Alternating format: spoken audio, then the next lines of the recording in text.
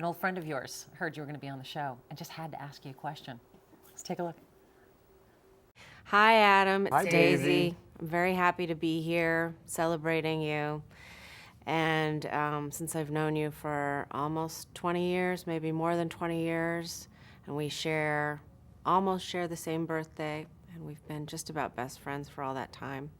I thought that maybe you could talk a little bit about your influences as a writer, because the thing I love about your writing is that it doesn't feel derivative of other songwriters. It feels to me more that it's drawn from poetry, and I know that you've been influenced a lot by H.D. and Carolyn Forche. You could talk about how those writers affected you, and the fact that they're both women, I think, is really interesting, because deep down you're really a woman. Just kidding.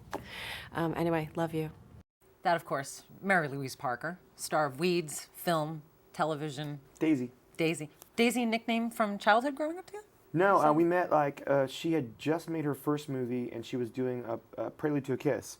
Before it came to Broadway, was at Berkeley Rep.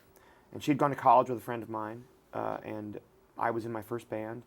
And she was at the last show of my first band before I quit and went to Europe. And I saw the play, and we fell in love for, maybe 18 hours. And then we've been best friends ever since. I think we realized immediately that was a horrible idea.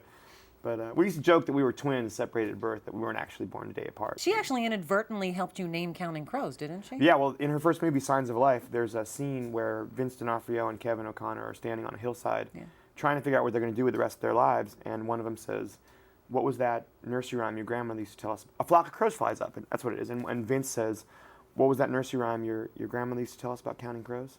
And I actually was sitting there. I'd seen the movie. It was an American Playhouse movie. It was only out for about a week in theaters.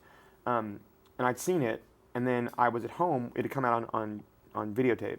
And I happened to be in my parents' house making a list of band names, all of which were terrible. I had like 2 columns on All right, one of just those an lines. example of one or two. Oh, this is where it gets Come messed on. up. I only remember like Bird Circle and Monkey Garden. Ooh. Those were the only 2 names I had. And I had to name the band, I So really you needed liked to name- animals, obviously. I was just trying. It was like REM song names or something.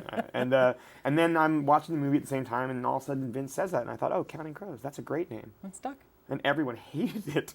The record label's like, please change the name of your band. I'm like, no, all names are stupid in your band until you succeed, and then they're really cool.